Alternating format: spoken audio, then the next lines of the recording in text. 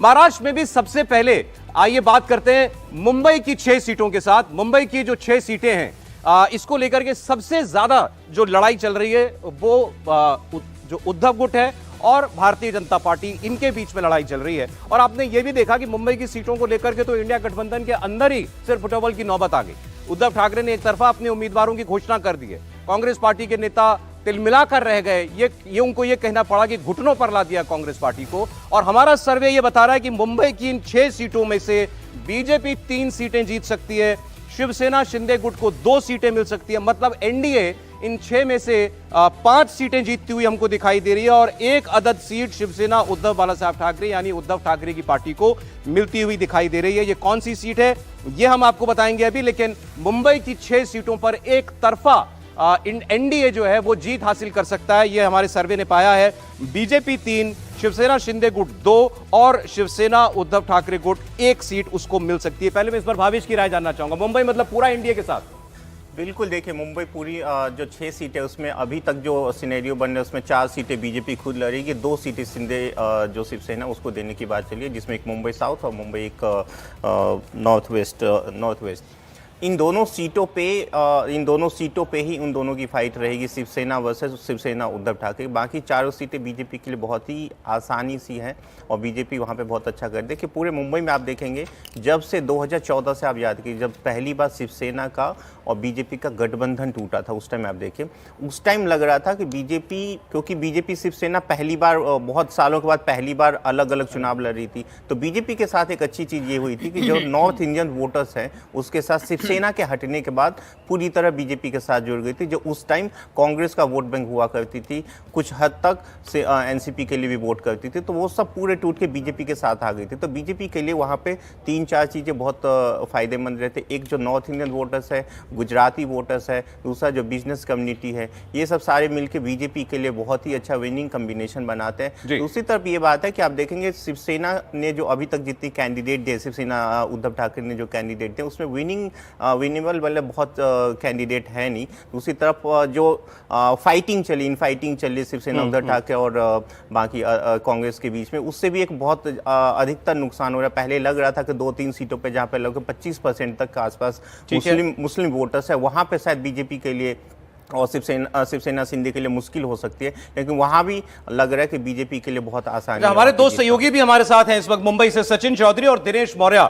एक बार मैं जरा पहले दिनेश का रुख करना चाहता हूं। दिनेश, जरा मुंबई समझाइएगा आप व्यूअर्स को। ट्रेडिशनली मुंबई का जो वोटर है वो किसके साथ जाता रहा है? इस चुनाव में हमको ये एक तरफा एनडीए के साथ जाता दिखाई दे रहा है। 6 में से 3 भाजपा, 2 शिंदे गुट और 1 उद्धव ठाकरे के गुट को सीट जाती हुई दिखाई दे रही है। देखिए, ट्रेडिशनली पिछले 10 वर्षों की बात करें तो बीजेपी 3 सीटें जीतती थी, शिवसेना जो यूनाइटेड शिवसेना थी वो 3 सीटें जीतती थी। तो पिछले 10 साल से यही ट्रेंड रहा है, लेकिन इस बार ये जो ट्रेंड बदला, इसके पीछे एक बड़ी वजह, मैं एक माइन्यूट ऑब्जर्वेशन आपको बताता हूं, उससे आप समझ सकते हैं कि मुंबई में कितना बदलाव हुआ है शिवसेना में बिखराव के बाद से और एनसीपी में बिखराव के बाद से। देखिए, यहां पर इस चुनाव में हिंदुत्व बहुत बड़ा फैक्टर प्ले करने वाला है। तमाम विपक्ष की तरफ से चाहे 2 दावे किए जाए कि मुंबई में जो है धर्म के आधार पर मतदान नहीं होता, लेकिन मैं एक कल्चरल शिफ्ट आपको बताता हूं। देखिए, मुंबई के लोकल ट्रेनों से उनका सेंस पता चलता है कि शहर में लोग जो रहते हैं वो फील क्या करते हैं। मुंबई में करीब 86 लाख लोग जो है वो रोजाना लोकल ट्रेनों में सफर करते हैं। एक आपको पता, जब भी मुंबई के विरार से चर्चगेट ट्रेन छुट्टी है या फिर वीटी स्टेशन से कल्याण तक जब ट्रेन निकलती है तो लोग आमतौर पर गणपति बाप्पा मोरया के नारे से अपने जो सफर की शुरुआत करते थे। लेकिन पिछले 8 महीनों में जो हमने बदलाव देखा है वो ये है कि देखिए, हर धार्मिक नारा अहम है, लेकिन अब जब ट्रेन शुरू होती है तब लोग पहला नारा देते हैं जय श्री राम, दूसरा नारा देते हैं भोले बाबा की जय और तीसरा नारा जो है वो गणपति बाप्पा मोरया का। सभी नारों की अहमियत है, सभी नारे का ऑर्डर भले ही चेंज हो, लेकिन किसी की अहमियत कम नहीं होती। लेकिन इन नारों के ऑर्डर का चेंज होना यह बताता है कि मुंबई जैसे शहर में अब लोग जब एक दूसरे से मिलते हैं तब वो ग्रीट करते हैं जय श्री राम के नारे से। तो जो हिंदू चेतना का जो नवजागरण हुआ है, जिस तरह से खुलकर लोग अपने धार्मिक जो उनकी मान्यताएं हैं उसका जिस तरह से वो प्रदर्शन कर रहे हैं, लोगों को संबोधित कर रहे हैं, ये बता रहा है कि मुंबई में अब जो है मराठी अस्मिता, जो मराठी भावना है, वो भावनाएं, फीलिंग जो हमेशा रहेंगी, लेकिन जब धर्म की बात आएगी तब जो है लोग वो यूनाइट हो रहे हैं। और भारतीय जनता पार्टी ने बड़ी सिस्टमैटिक तरीके से इस पूरे जो आस्था है, हिंदू आस्था है, उसे कैप्चर करने में उन्हें काफी हद तक जो है कामयाबी मिली है। मैं सिर्फ इस लोकल ट्रेन की बात नहीं, मैं आपको दो और छोटी चीजें बताता हूं। गणपति विसर्जन में पहली बार इतने वर्षों में हमने देखा है कि जब जय श्री राम के गानों पर जो है लोग नाच रहे थे। ये आमतौर पर नहीं होता है, नवरात्रि के गानों पर जो युवा होता है वो फिल्मों के गाने पर नाचते थे, लेकिन इस बार जो है जय श्री राम के जब गाने बजते तब लोग जो है उस पर अपनी भावनाओं को व्यक्त करते। तो ये कल्चरल सांस्कृतिक शिफ्ट हुआ है मुंबई में, जो इसके पहले नहीं था। और यही वजह कि इस बार जो हमारा ओपिनियन पोल जो है इस तरह के नतीजे बड़ी बारीक ऑब्जर्वेशन आपने दी है दिनेश। एक बार सचिन का भी रुख करेंगे, जरा गठबंधनों की स्थिति सचिन आप समझाइएगा। एनडीए का घर जो है काफी ऑर्डर में दिखाई दे रहा है, दूसरी ओर शिवसेना और कांग्रेस के बीच में जो मार मची हुई है, लड़ाई चल रही है इस वक्त, मुंबई नाक की लड़ाई बना रखी है उद्धव ठाकरे ने, उसमें कामयाब होते लेकिन नहीं दिखाई दिए। जी सौरभ, सबसे पहले मैं आपको महाराष्ट्र की एनडीए और एमवीए की स्थिति बताता हूं कि अब तक एनडीए ने कुल मिलाकर 36 सीटों का ऐलान किया है। उनकी 12 सीटें बाकी है। 12 सीटों में भी लगभग सभी जो 17 की सीट थी वो बीजेपी को जा रही है, रत्नागिरी सिंदूर की सीट है वो बीजेपी को जा रही है। इन 2 सीटों पर पेच फंसा हुआ था, वो हल हुआ है। उसके अलावा नासिक की सीट पर थोड़ा पेच फंसा हुआ है। बाकी ऑलमोस्ट जो है एनडीए की जो है बातचीत, चर्चा जो है सही दिशा में चल रही है और हो सकता है कि कुछ अगले 1-2 दिन में उसका ऐलान भी हो जाए।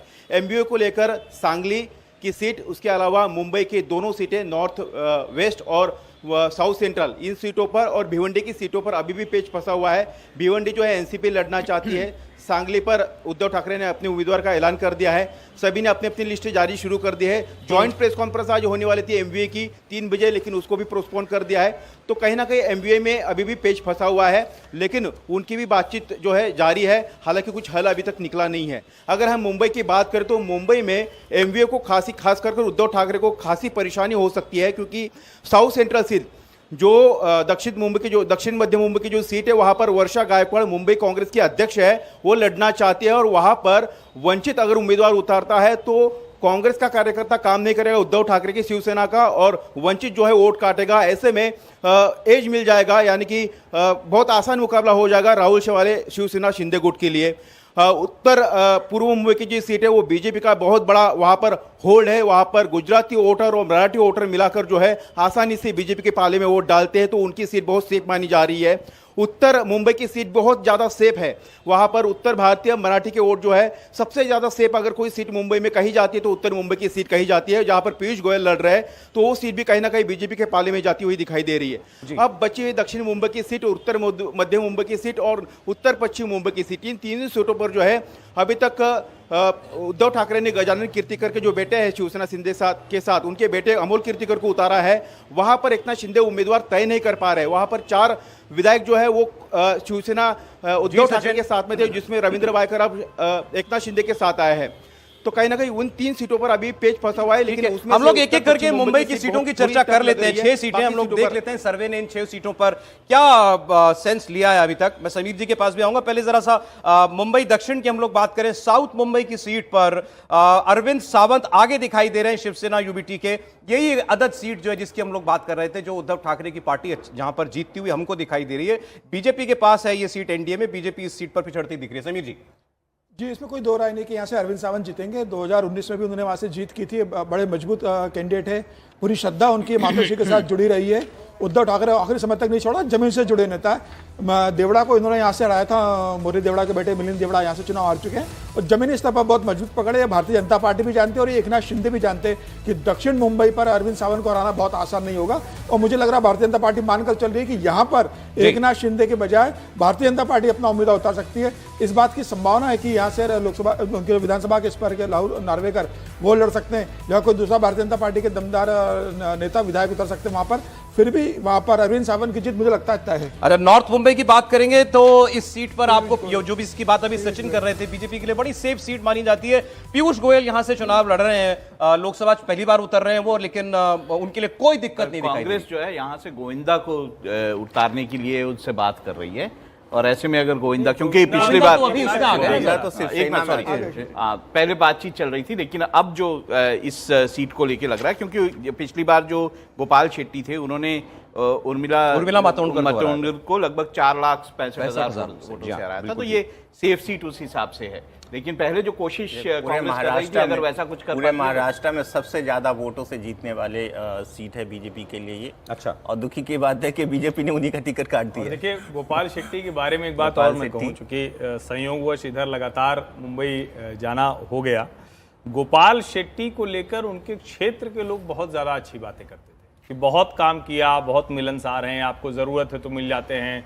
उनके कॉन्स्टिट्यूंसी के जो थोड़ा ठीक लोग हैं वो आते हैं तो कहते हैं कि गोपाल शेट्टी का फ़ोन आ जाता है कि आप बिना बताए क्यों आ गए, जो ठीक ठाक प्रभावी लोग हैं। लेकिन उनका टिकट कट गया। अब कई बार लगता है ना कि भारतीय जनता पार्टी के सोचने काम करने का तरीका क्या है, तो ये सीट तो सेफ है, इसमें कहीं कोई संदेह नहीं है। और पीयूष गोयल तो वैसे भी बड़े नेता हैं, लेकिन जो दक्षिण की सीट है, समीर जी कह रहे हैं और वो ठीक बात कह रहे हैं, उनकी जो कहें कि वहां के लिए जो समझ है और जो समीकरण बता रहे हैं। लेकिन अभी देवेंद्र फडणवीस ने पहले मुख्यमंत्री रहते हुए और इस बार भी जिस तरह से मुंबई दक्षिण में जो विकास के काम हुए, जो वहां के लोगों की बरसों की एक तरह से कहें कि डिमांड थी, वो पूरी हुई है। उसकी वजह से मुझे लगता है कि एक बड़ा बदलाव होगा, बड़ा शिफ्ट होगा। अगर यहां भारतीय जनता पार्टी अपना अच्छा प्रत्याशी उतारेगी तो मुंबई दक्षिण भारतीय जनता पार्टी मतलब के एक पाले सीट में जो आ दिख रही है उद्धव ठाकरे के लिए, आपको लगता है निश्चित तौर, बीजेपी वहां भी निश्चित तौर। छीन उत्तर सकती है मध्य उसे? में भी जो है देखिए, मुंबई की उत्तर- बात- अब चूंकि आप मुझे और लगता है वहां सीटों पे चेंज जाएंगे, करना उससे पहले चाहते मैं एक बात कह दूं आपको।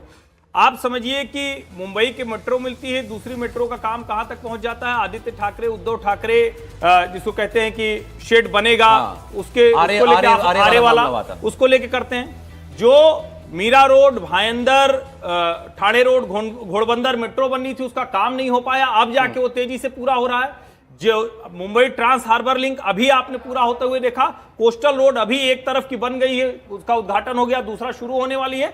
मुझे लगता है कि जिस तरह की चीजें मुंबई एक्सपेक्ट कर रही थी, और एक जो सबसे कमाल की बात है जिसकी मुझे लगता है कि जो इंडिया टीवी के संवाददाता हैं उनसे पूछना चाहिए, लोकल का जो ट्रांसफॉर्मेशन हुआ है, जो 2010, 11, 12 तक रहा और जो 2014 के बाद वहां लोकल बदली है, वहां एसी लोकल आ गई, फास्ट लोकल का तरीका बदल गया। आप जाएंगे तो मतलब बहुत सी चीजें बदली, ठीक है, जिसको लेकर मुझे लगता है कि मुंबई के लोगों का जो वोट करने का तरीका होगा वो सर, एक बार जल्दी से सीटों में बात, मुंबई की बात क्योंकि कर लेता उत्तर मध्य में बीजेपी जो है तय नहीं कर पा रही है उसका कैंडिडेट कौन होगा। पूनम महाजन महाजन की सीट है। वो आशीष शेलार से इस सीट में उनको खड़ा करना चाह रहे थे, शायद वो भी इंटरेस्टेड नहीं है।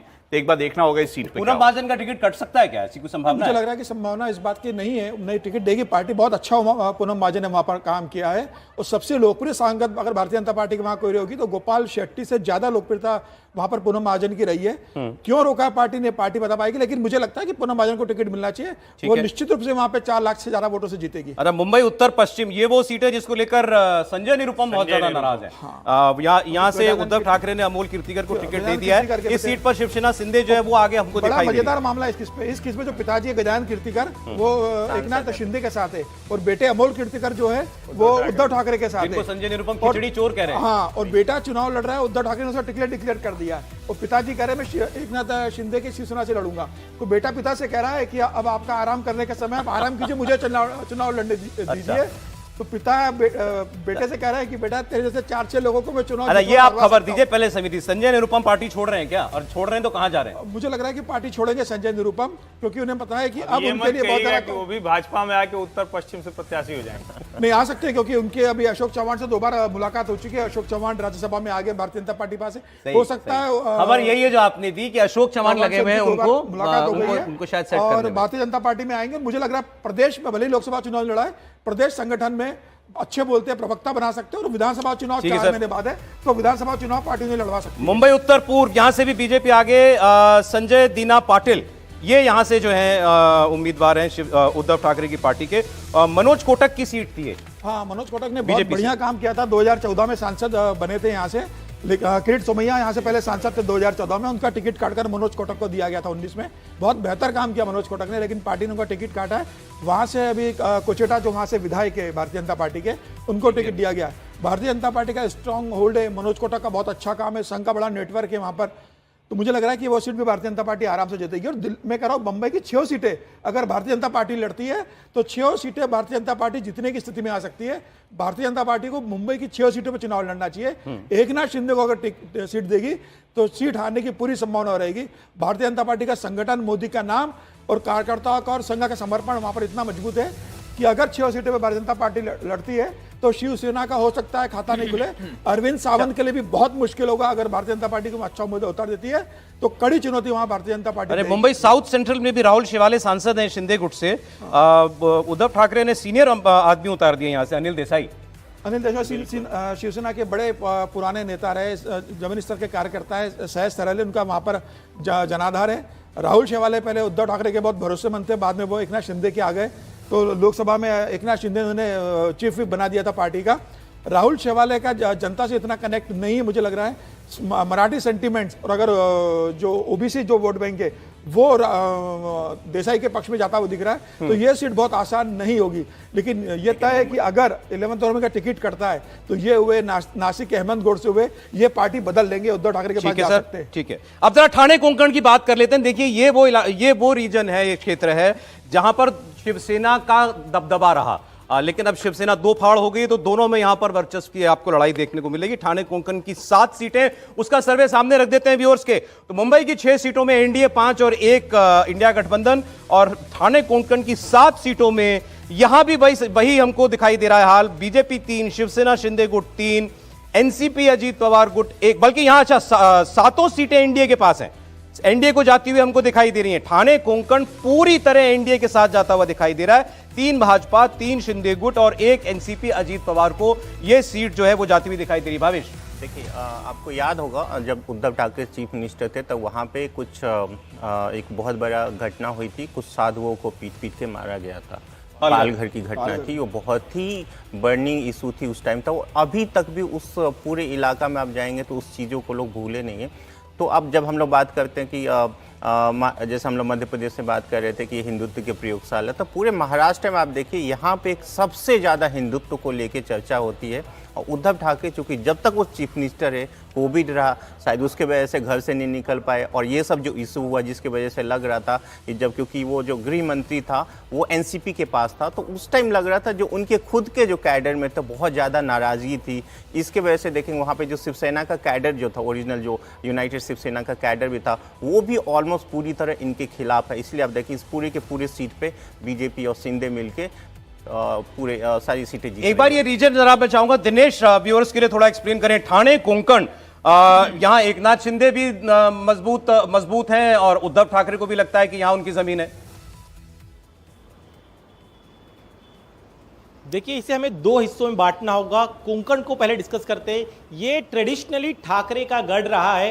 कोंकण में जो रहने वाले सामान्य लोग थे उन्होंने 60 के दशक से जो है काम की तलाश में वो मुंबई में आकर बसे, यहाँ के मिलों में काम करते थे, और यहीं से जो मिलों में काम करने वाले जो लोग थे वही ठाकरे के एग्जैक्ट वोटर बने रहे हैं। और इन्हीं ये जब वोटर अपने गांव जाते थे चुनाव के दौरान, तब वहां पर जो है शिवसेना वो धीरे धीरे बढ़ती रही। तो ये ट्रेंड रहा है पिछले करीब 40 वर्षों का ठाकरे सेना के लिए। लेकिन इस बार बदलाव क्या हुआ है? कोंकण में इस बार नारायण राणे जो खुद पहले पूर्व शिवसैनिक थे, वो जो है वहां पर उन्होंने पिछले कुछ वर्षों में अपनी अच्छी खासी पकड़ बनाई, और इस बार के लोकसभा चुनाव में वहां पर जो विनायक राउत ठाकरे सेना के जो सिटिंग सांसद है उन्हें काफी ज्यादा कड़ी टक्कर दे रहे हैं अपने काम के दम पर। ये कोंकण की सीट हो गई रत्नागिरी सिंधुदुर्ग। इसके अलावा और एक सीट आती है जहां पर एनसीपी के सुनील तटकरे फिलहाल जो है वो सांसद है, उन्होंने शिवसेना के अनंत गीते को हराया था। तो इस बेल्ट में ठाकरे सेना को भी यहां पे टक्कर मिलेगी अजीत पवार के एनसीपी से, और यहां पर भारतीय जनता पार्टी से सीधे सीधे मुकाबला होगा ठाकरे सेना का नारायण राणे से। तो ये कोंकण की बात हो गई। और यहां पे बात अगर जब हम करते हैं ठाणे की, तो ठाणे को लगकर कल्याण की सीट है।